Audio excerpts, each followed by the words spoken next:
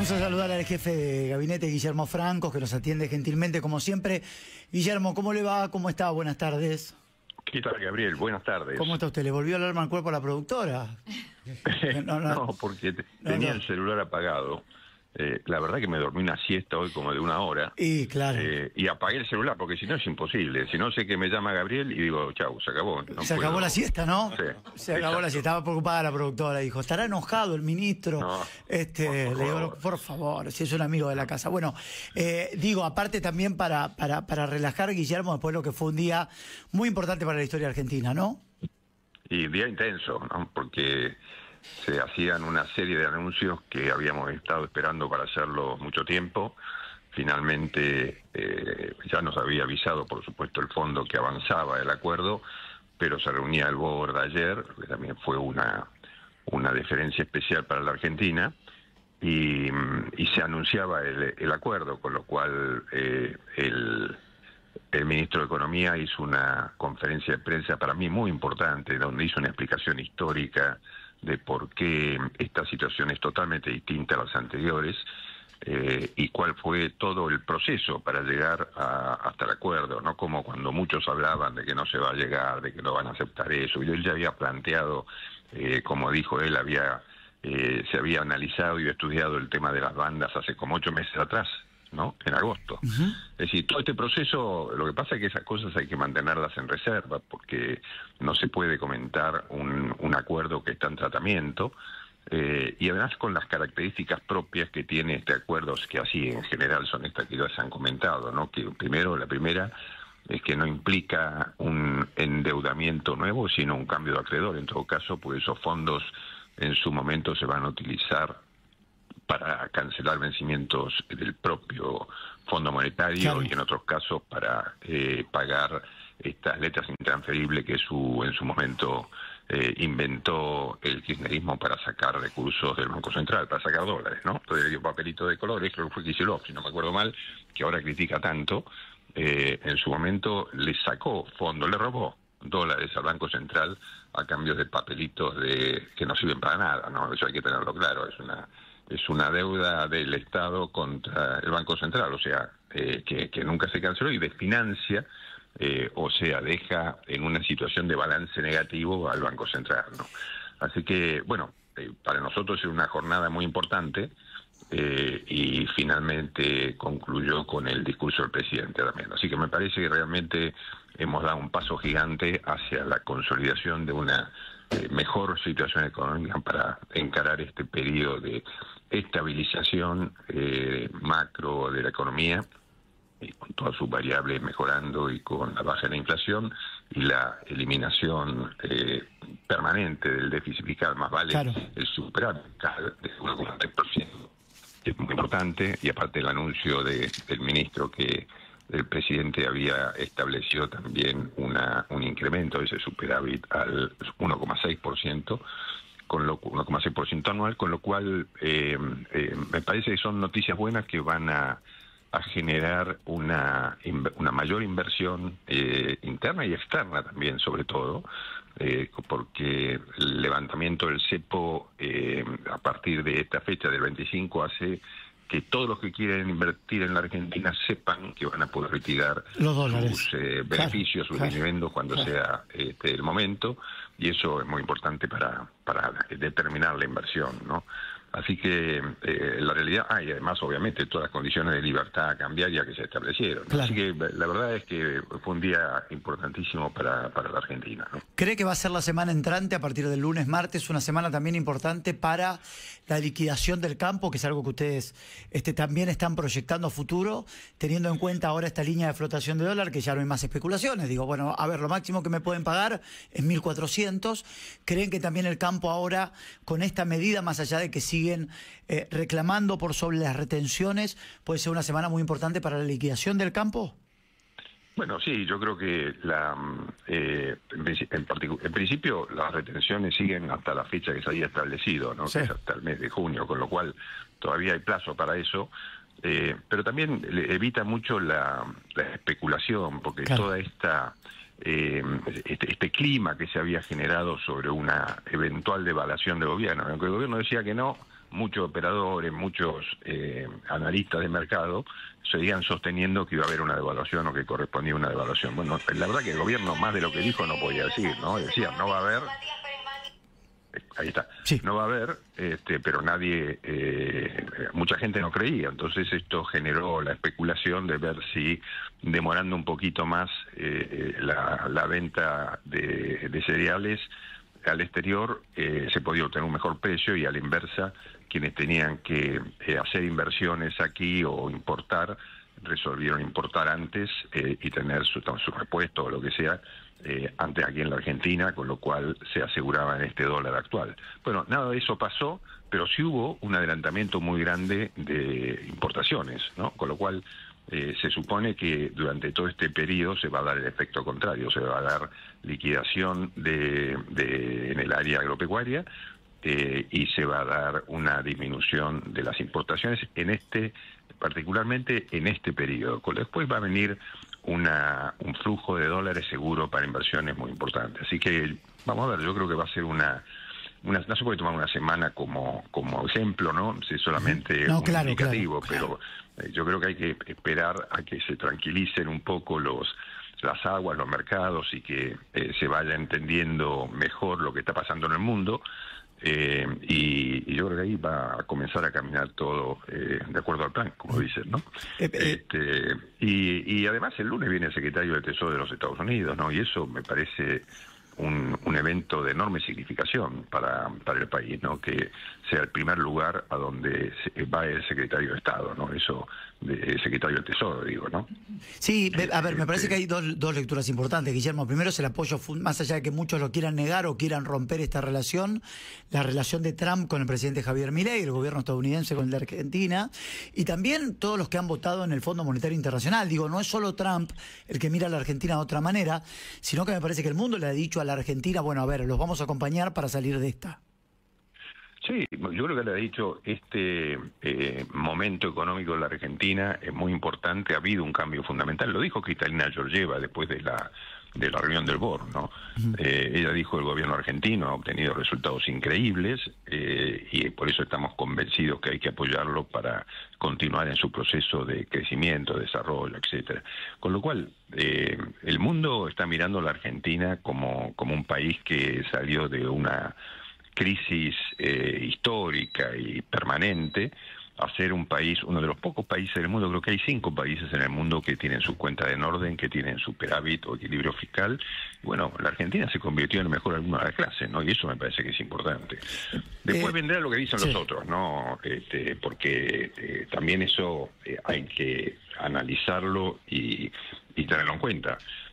Muchos hablan sobre que la gente está mal, que los jubilados están mal, y es cierto, mucho de eso pasa. Comparativamente, si uno analiza dónde estábamos y hacia dónde íbamos, están corriendo muchos riesgos y están mucho mejor que lo que estaban 1 año y 5 meses atrás, ¿no? Entonces, eso me parece que hay que tenerlo en cuenta. La Argentina está creciendo, de punta a punta está en un 6% anual, va a seguir creciendo todavía a una tasa mayor que eso en los próximos meses, y ha bajado la pobreza y sigue bajando la pobreza, eso es lo notable.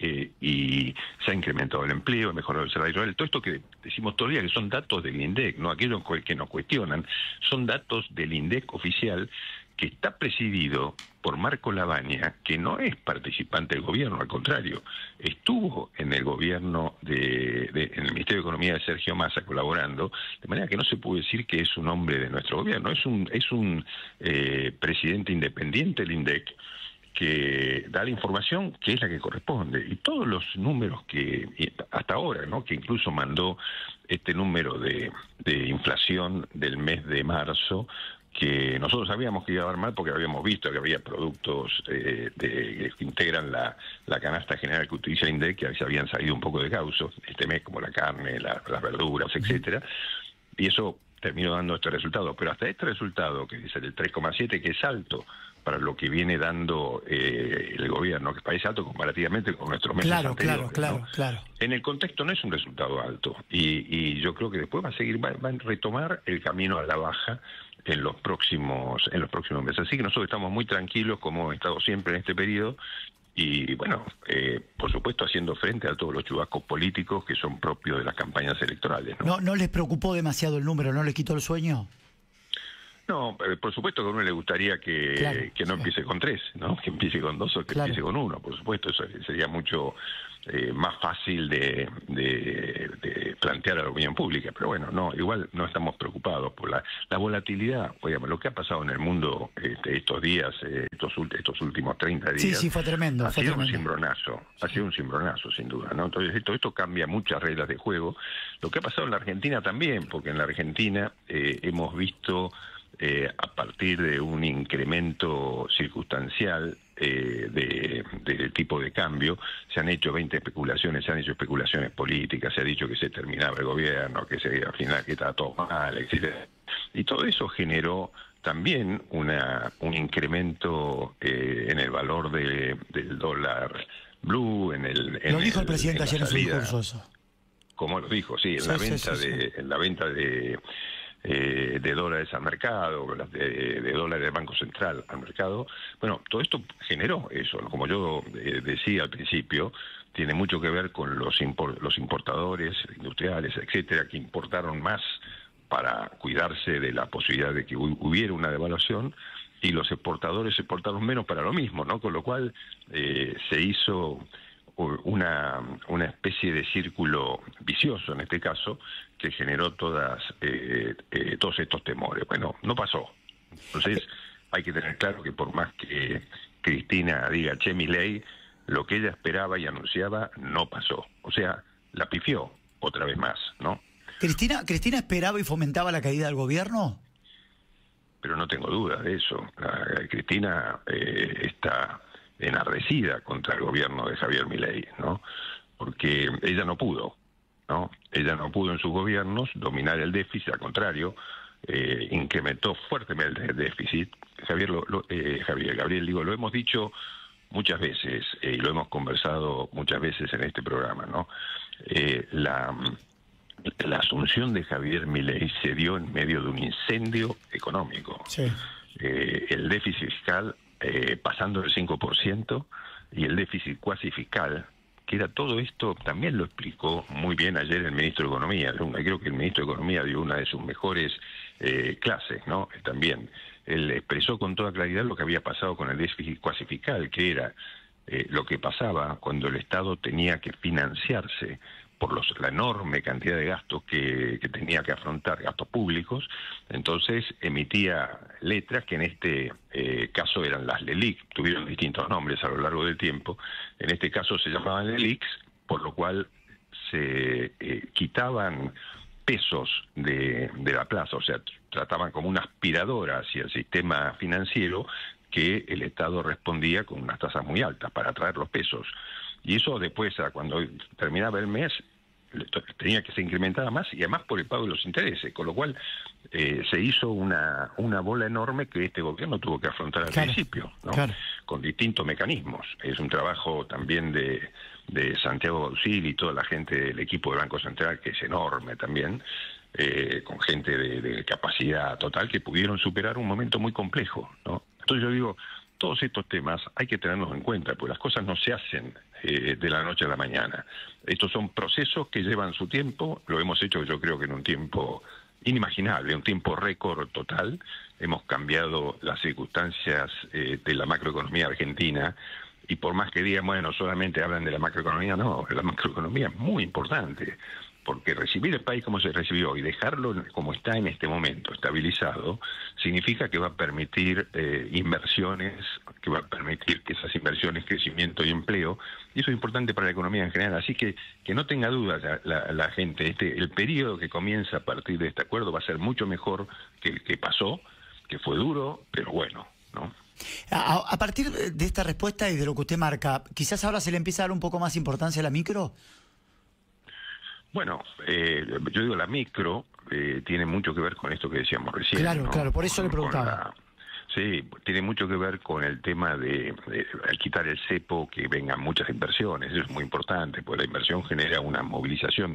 Estoy hablando casi como economista, que no lo soy, ¿no? Por eso, cuando estoy repitiendo lo que Dijo Caputo, con toda lógica explicó Caputo, ¿no? Entonces, el funcionamiento de la inversión, la creación de actividad económica, la creación de empleo, bueno, todo eso tiene que ver con la micro también, ¿no?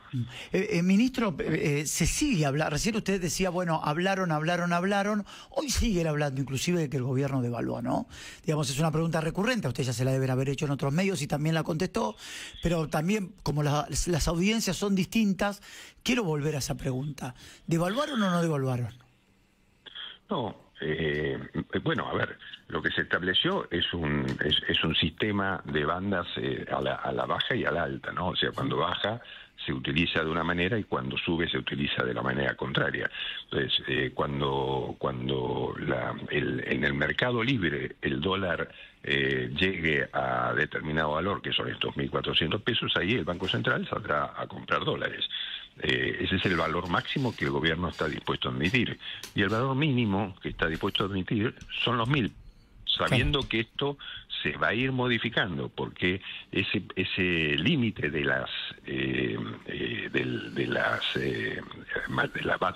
¿cómo se llama? La línea mayor, digamos, y la menor se va a ir incrementando en 1%, con lo cual al mes siguiente va a ser 1% más la banda alta y 1% menos, en este caso, claro, la banda baja, ¿no? Claro. Con lo cual, nos vamos a ir moviendo dentro de ese esquema. O sea, no nos preocupemos, porque para eso te hicimos el acuerdo con el fondo y para eso tenemos las reservas para responder, ¿no? Entonces, si el dólar pasa la banda de los 1.400, llega a los 1.400 pesos, el banco va a salir a vender. Claro. ¿Sí? Y cuando llega el otro va a salir a comprar, con lo cual, digamos, no hay que preocuparse. Esto está perfectamente analizado.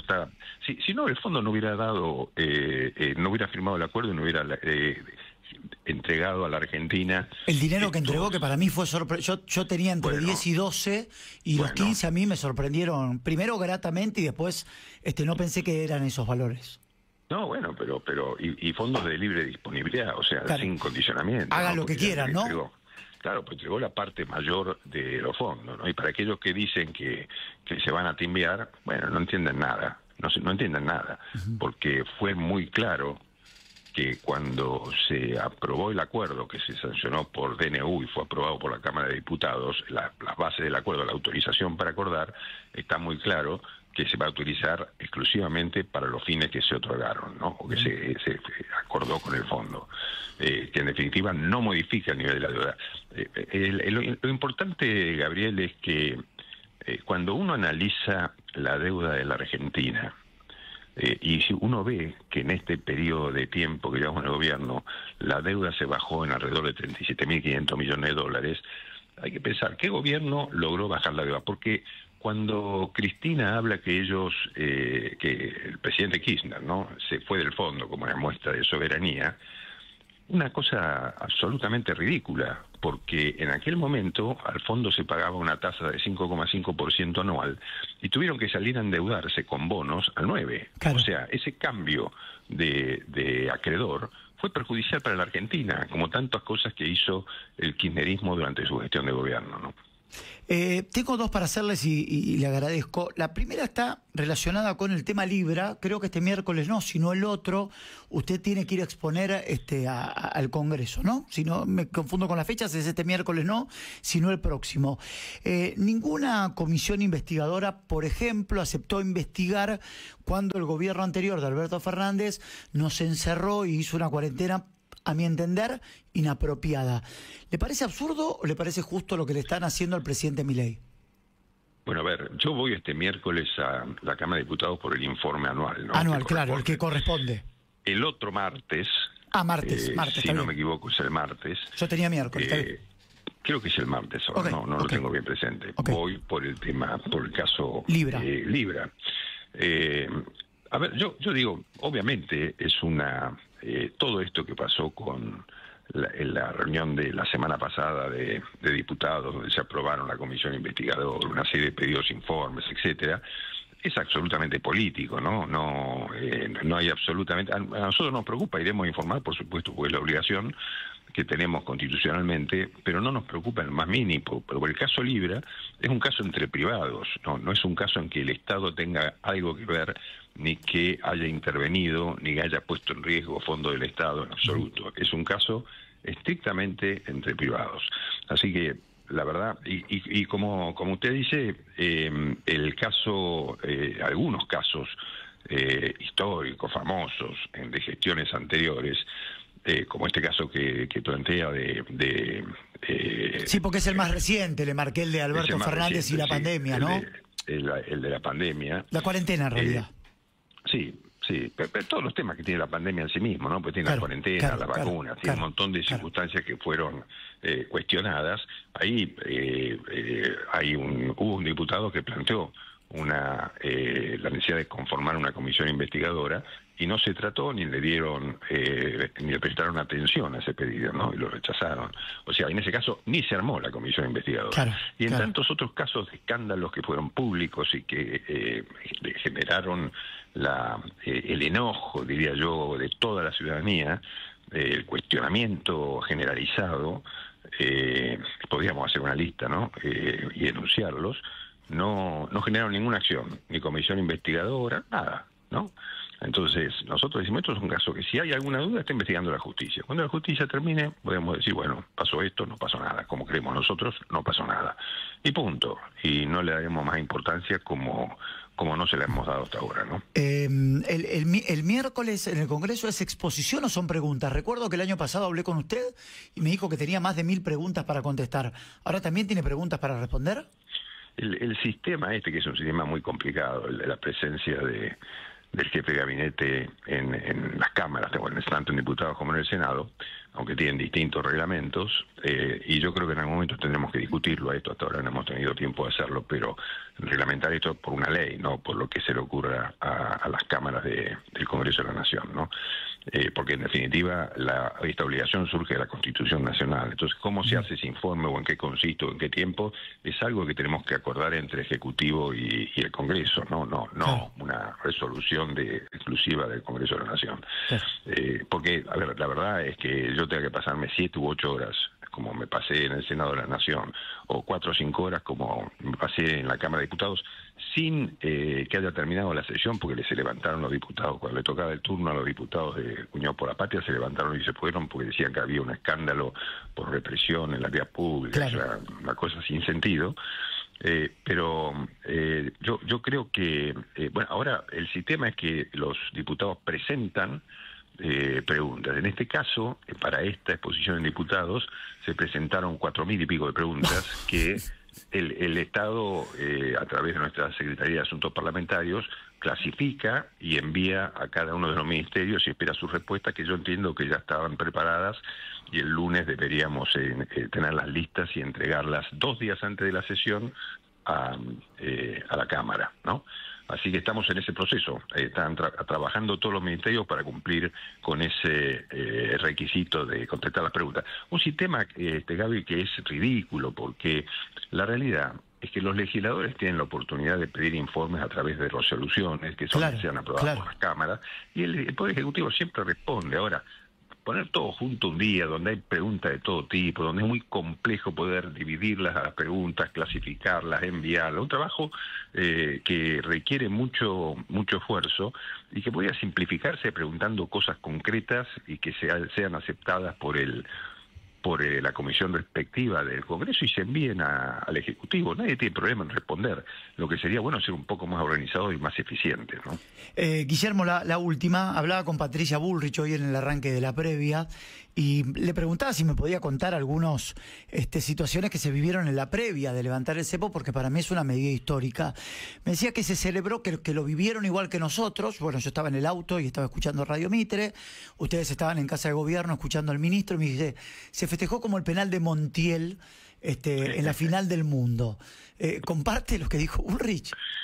Bueno, a ver, puede ser, todos lo sentimos con una enorme alegría poder expresar finalmente todo en lo que se venía trabajando durante mucho tiempo, y la culminación de un esfuerzo enorme, como decía al principio, del Ministerio de Economía, del Banco Central y del propio presidente de la Nación, que estuvo trabajando directamente sobre el tema, ¿no? Con lo cual, yo diría que, no sé si fue el penal de Montiel, porque son esas sensaciones un poco parecidas, ¿no? Ahí juega mucho más la pasión. Acá creo que jugó mucho más la alegría por haber conseguido un resultado que fue trabajado con mucho esfuerzo. Guillermo, como siempre, es un placer escucharlo, le agradezco por su tiempo y que tenga una buena semana. Gracias, Gabriel, igualmente. Que siga usted muy bien, un abrazo grande. Guillermo Francos, charlando con nosotros, otros de las